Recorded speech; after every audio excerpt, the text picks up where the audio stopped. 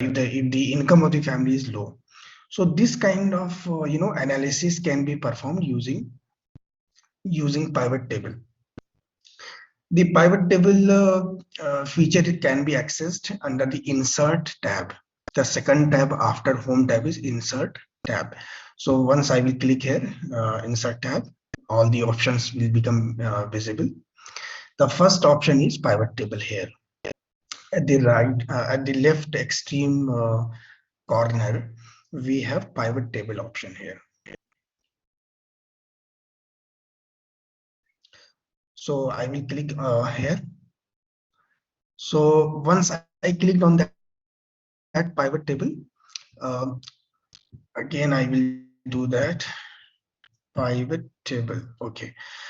So it has already selected the data range for me. So automatically it has recognized the area where the data is contained. So if it is not automatically recognizing the range of the data, we can select that manually also. But in this case, it has already selected the data automatically. Now the second option, it is asking, choose where you want the pivot table to be placed. New worksheet, existing worksheet. So I want a new worksheet to be created for the new tables that I, that I want to generate using pivot table. So once I will click on OK, a new sheet will be created, and the options are coming at the right hand side, and so the control is in the hands of the researcher, or the controls are given in the hands of the modeler, the person who is modeling, who is managing the data. The table will be generated at the left side. The controls are given at the right hand side. So say for example, I want to analyze on the basis of family size. So I want family figure to come in the rows. So it has taken a large and small. Now I want another column for whether that family owns a station wagon or not. So I have selected a station wagon in the values.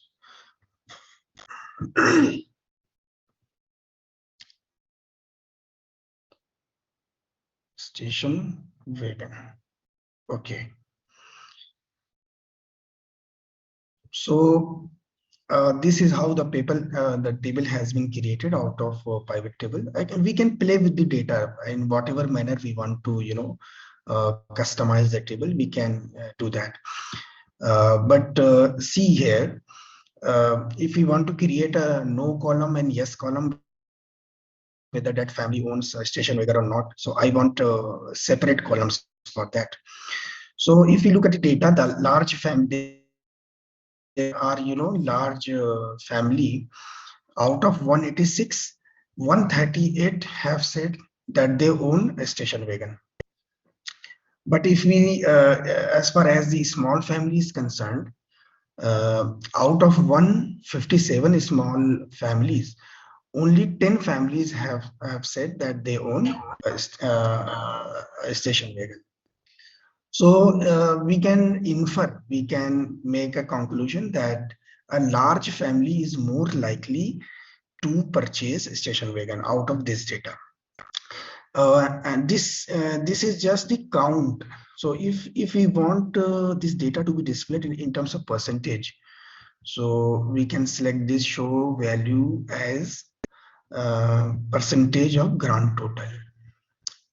So now this data has been converted in terms of percentage.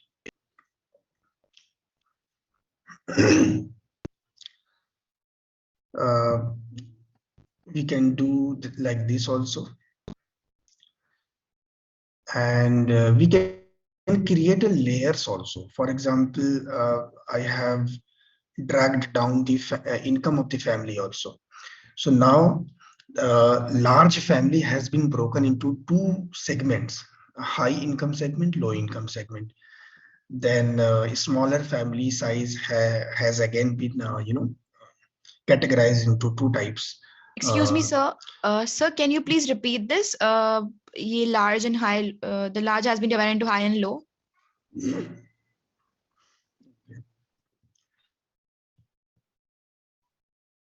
No calculation. Okay. So we can expand also, and we can, do away with the expansion. So this is the data, actual data, and station wagon. Okay. So we want yes and no also. So say, for example, large family. So there are 186 large families. Out of 186 large families, 138 families have said that they own a station wagon, but only 48 large families have said that they don't own a station wagon. And as far as small families are concerned, there are 157 small families. Out of 157 small families, only 10 have said that they own a station wagon, and 147 have said that they don't own station wagon. Total survey size is 343. So 343 families have been interviewed, or the data has been taken from 343 families. Out of 343 families, 186 are large families, and 157 are small families. So we have one more data point, that is income. So if we want further categorization, that out of 186 large family, how many families belong to high income group and how many families belong to low income group. So so we this is the income data point. I can just drag it and drag it to the rows. Uh, so so once I will drag it, a layer will be generated, a layer will be created. So we can see here that out of 186 large families, 134 families belong to high income group and 52 families belong to low income group. Similarly, if we expand this for smaller families, so total small families are 157. Out of 157, 112 belong to high income group, and only 45 families belong to low income group. We can reverse this also. So instead of selecting family size first, let us select income. So income wise categorization is this, that out of 343, 246 families belong to high income group and only 97 families belong to low income group. And whether that family owns station wagon or not, we can look at the column B and column C. So column B shows no, so no responses, and the column C is for yes. So yes means they own station wagon, no means they don't own a station wagon. And if we want, further subcategory, subset of that family on the basis of their size, so this can be, table can be prepared like this also. Actually, there is no, correct format of table. It depends on what kind of analysis, what kind of inference we want, what kind of conclusions we want to make out of the data, what is our objective. So based on that, different people can make different types of table. And the beauty of this feature is that the control is in the hands of the modeler, which which data should contain in rows, which data should come in the columns. So all this is in the hands of the modeler. So the person who is handling the data, that the control has been given. So we can decide on this. which data point should come in the columns and which data column, values, how values should be expressed. uh, for example, this data is simply counting. So so how many no's are there, how many yeses are there. So this table is preparing only the count. Total count is 250, 343, and the sub categories wise data has been created.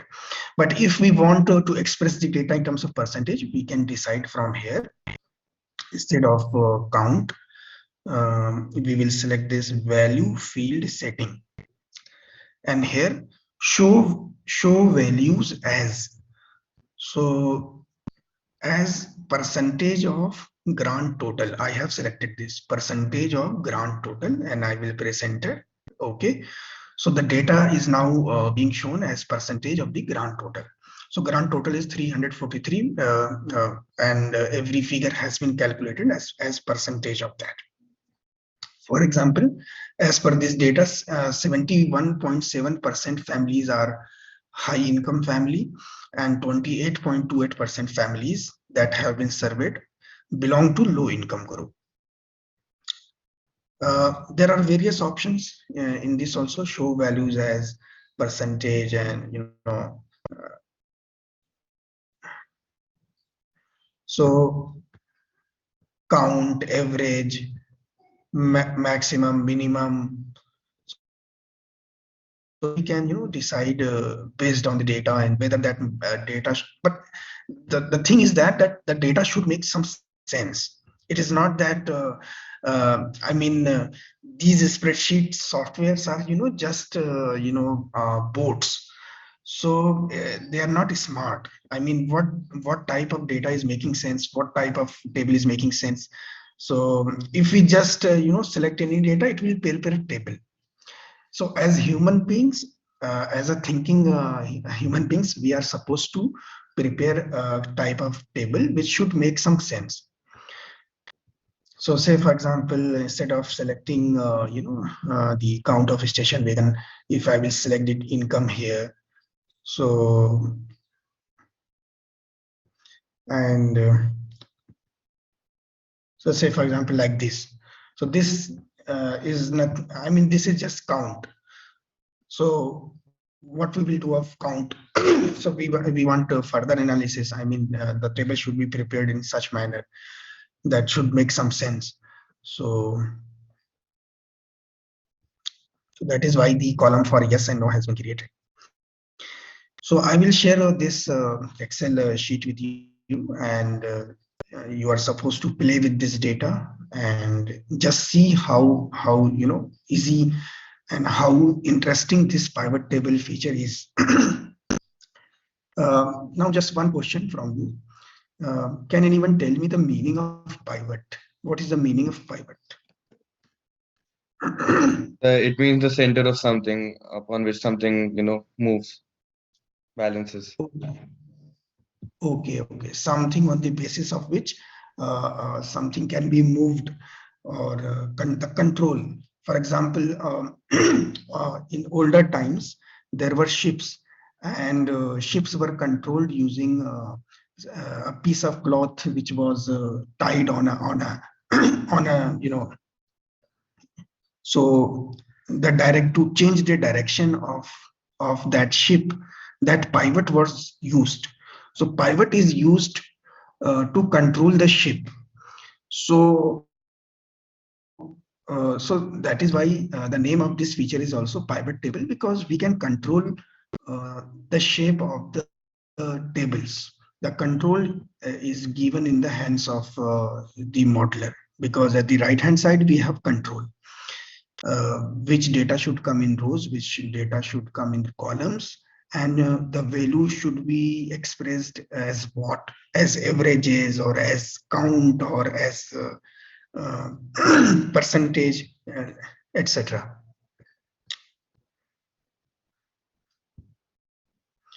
Another another type of data is here.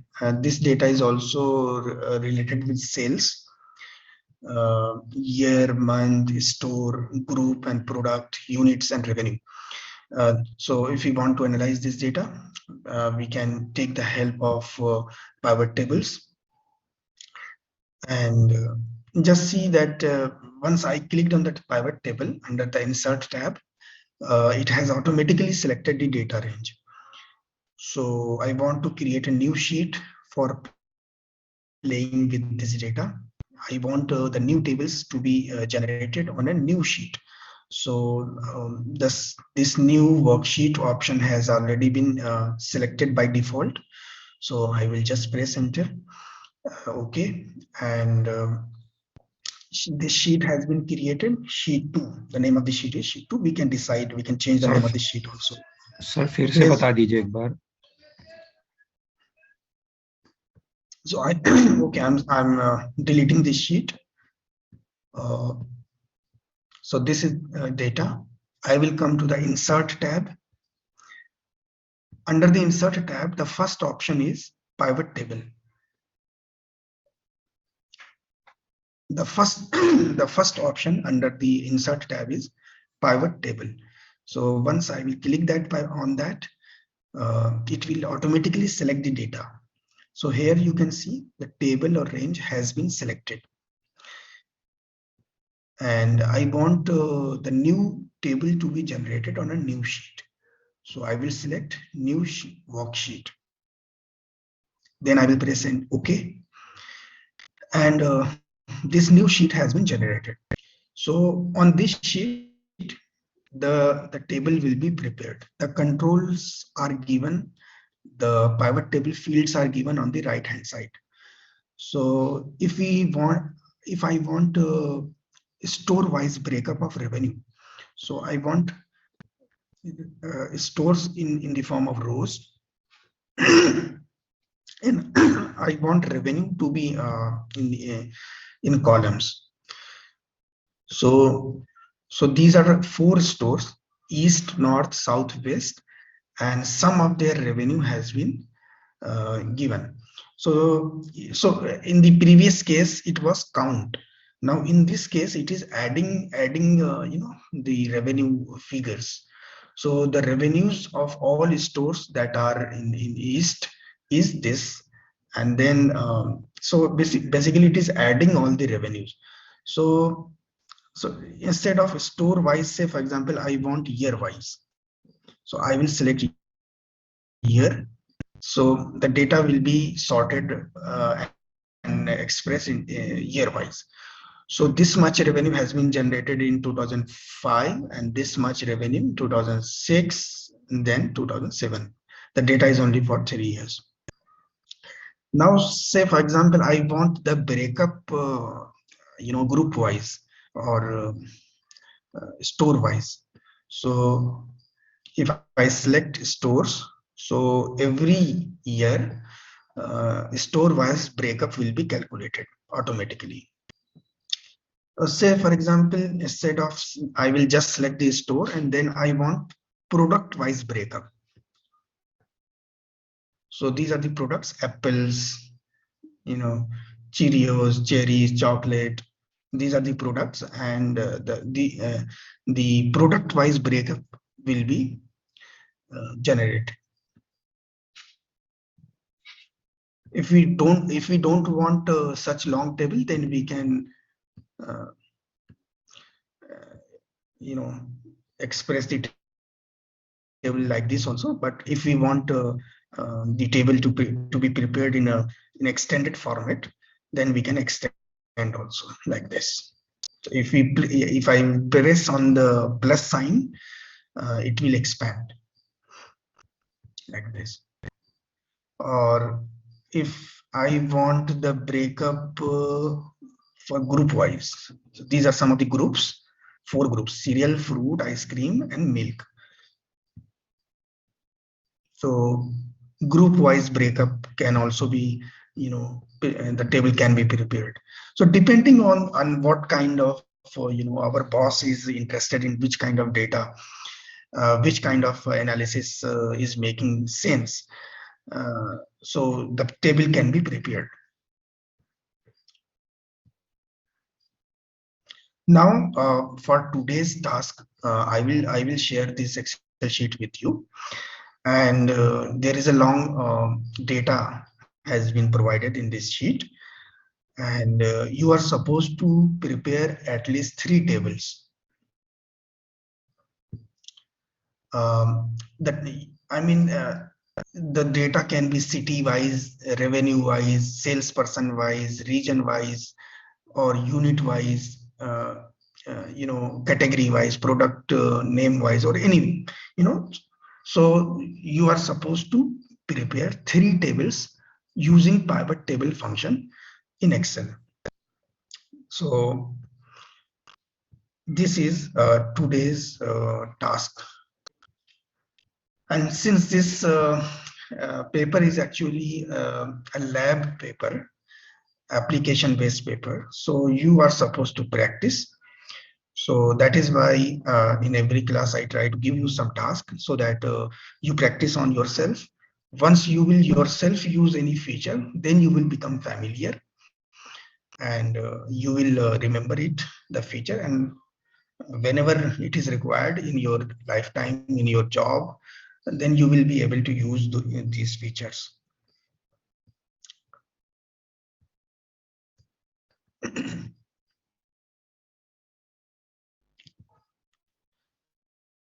So this is pivot table. Now the second feature, the second Excel function that I want to discuss with you is uh, conditional formatting.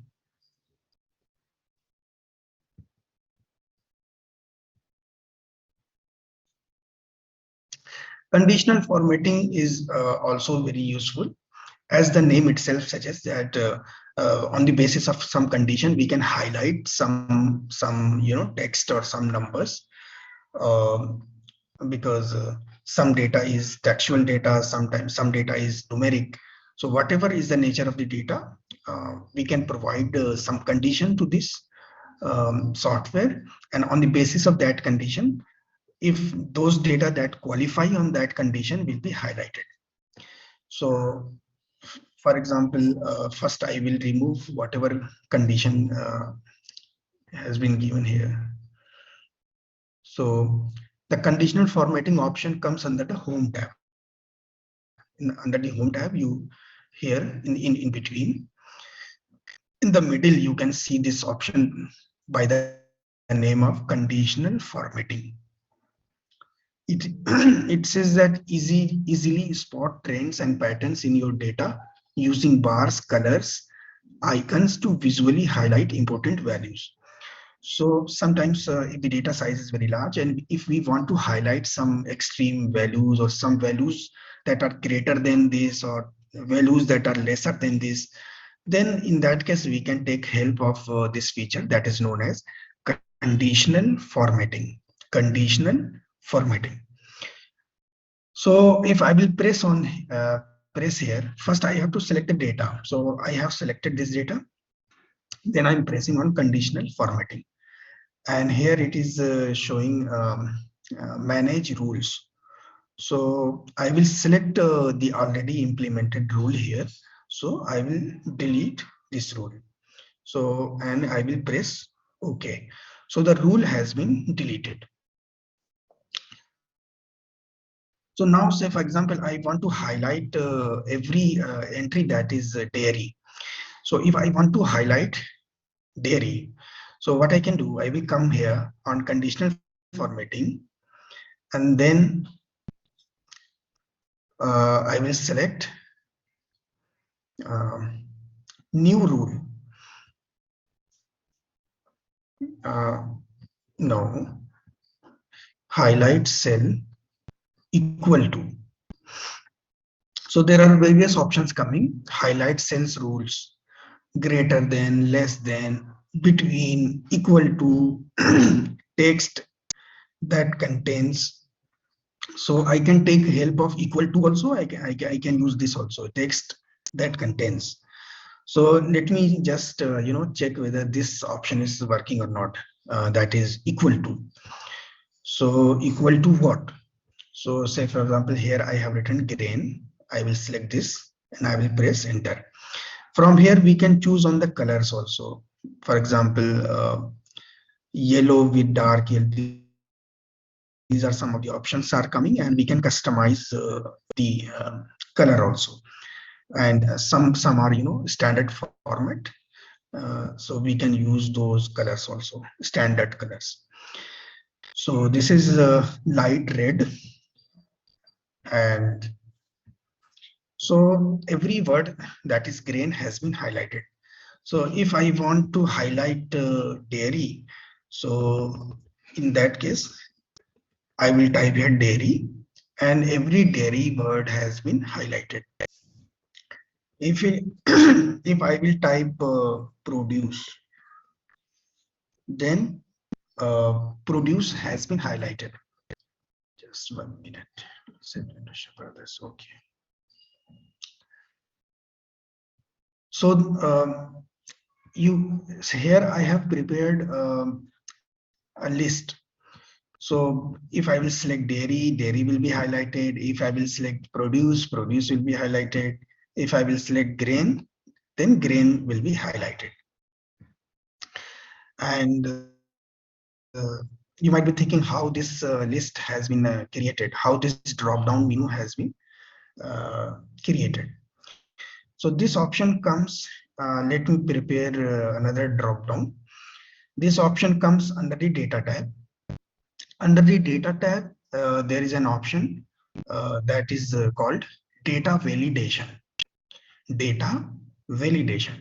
Using this feature, we can create a drop-down menu.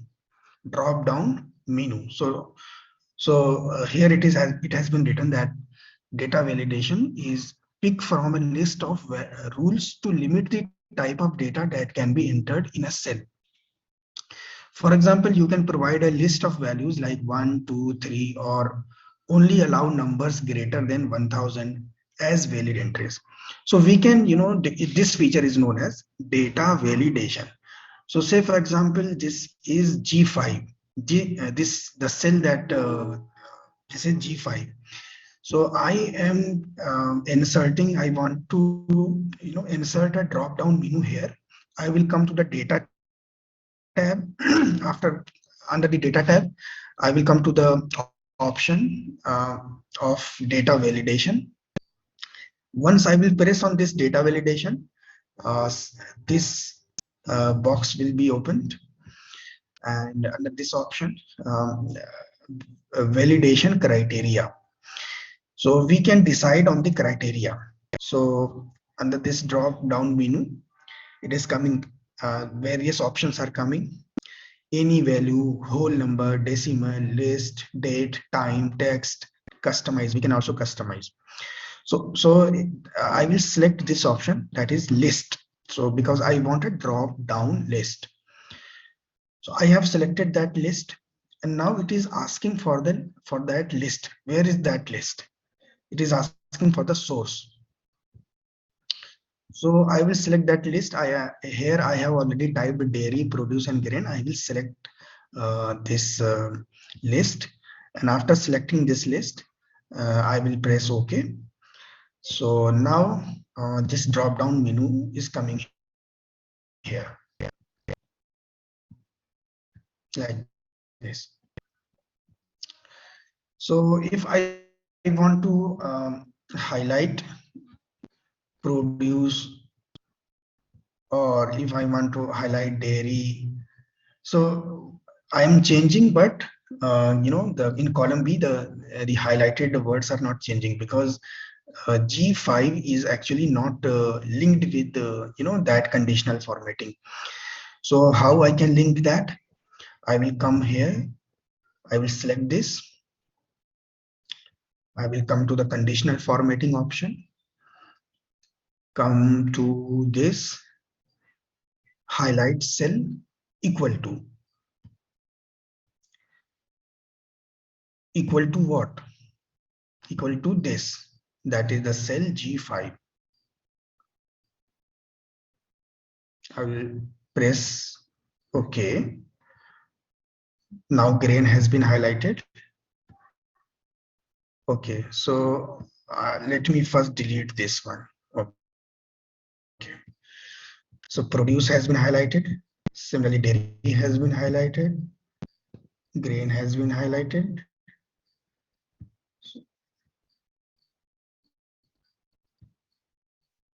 Okay, so this is how we can use the conditional formatting. Similarly, we can highlight numbers also. So this is, say, for example, in column D, we have some kind of Sir, numbers. excuse me, sir. Okay.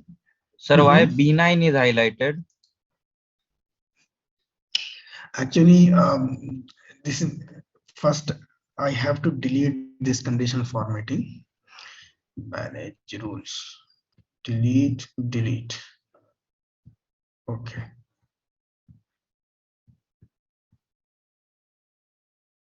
Now I will again start with the beginning.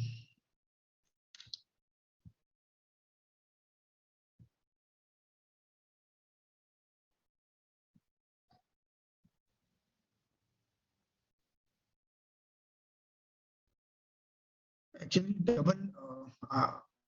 I had given two double for condition formatting options to this software. That is why it was giving that error. Now that error has been corrected like this.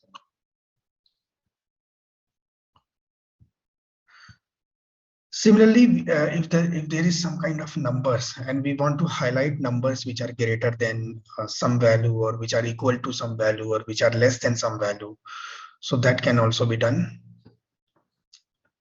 First, let me delete the rule that has been saved. So to delete that rule, I have to come on this option, that is manage rules. So I will delete this rule. So now every cell is now normal.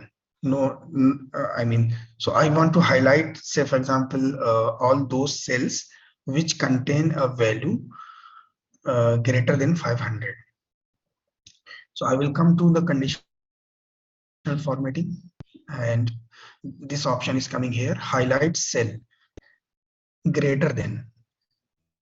There are various options coming: greater than, less than, between, equal to, text, date, and duplicate values. So I will select this one, greater than. Now it is asking me greater than what? So I will select this 500. So all those figures which are greater than 500 have been highlighted. So if instead of 500, if you say I change this value to 1000, so all those values which are greater than 1000 have been highlighted. If I change it to 2000, so only those values which are greater than 2000 have been highlighted. So this is how we can use, conditional formatting. Uh, we can, delete or we can select or we can highlight the duplicate values also. That option comes first. Let me delete this, that the rule that has already been saved. Now I will come here. I will come to this highlight cell with duplicate values. So if some names have been are repeated in this data table, those repetitions will be highlighted. So Thomas Hardy has been highlighted because it is repeated two times. Thomas Hardy is here also, and the last observation is also for Thomas Hardy. So this is how we can use, and there are a lot of other options also. I will provide you these sheets. Kindly try to use all these other options also: greater than, less than, between, and try to change the color of the highlighted text also. Then we have another option: top 10 items, top 10 percentage, top 10 bottom 10 items, bottom 10%, above average, below average. So these are some of the inbuilt criterias that are there, and we can customize also by using this option, that is more rules. So we can customize the condition also, and there are some inbuilt standard options uh, given in this. So that is all for today. Thank you for joining this class. Thank you very much. Thank you, sir. Thank Thank you you, so Thank you, much. sir. sir. Thank you, sir. Thank you, sir. Thank you, Thank you, sir. sir. Thank you, sir.